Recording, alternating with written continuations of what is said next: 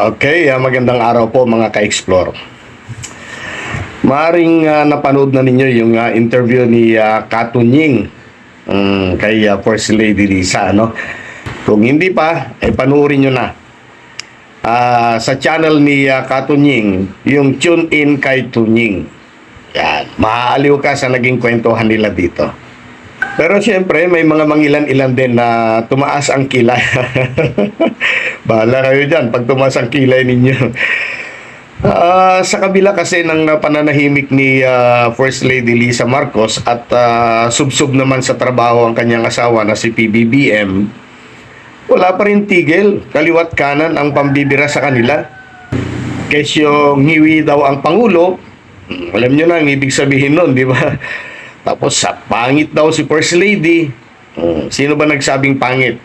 Eto nga yan, tignan nyo mabuti. Ito yung kabataan ni First Lady Lisa.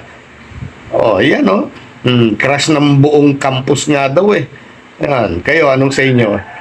Siyempre, hindi natin maiwasan na lahat naman tayo ay magkakaedad, tatanda. Natural, yung kagandahan may kumukupas. Yung kapugihan. Yung parang ako ba, nung kabataan ko medyo pogi rin ako. Ikaw muna, papatagal tayo. Play na natin yung video. Gusto kong marinig. At mapanood ninyo yung video na hinanda ko sa inyo. Kung saan ito ay parte doon sa interview ni Katunying sa ating First Lady Lisa Araneta Marcos. Play natin. Ano po yung message nyo sa mga ayaw kayong tigilan? Inaaraw-araw kayo. Si Maharlika, si Glenn Chong, at iba pa. At ang mga Duterte, Presidente Duterte, si Baste, si Paulo, at saka po si Sara Duterte. Go ahead po. Me? Bring it on, honey.